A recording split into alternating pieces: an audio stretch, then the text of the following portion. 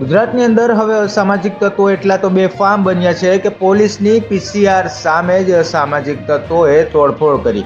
પોલીસની ગાડી તે પસાર થઈ રહી હતી ત્યારે આ તોડફોડ થઈ છે, પરંતુ પોલીસે મૌન સેવ્યું છે।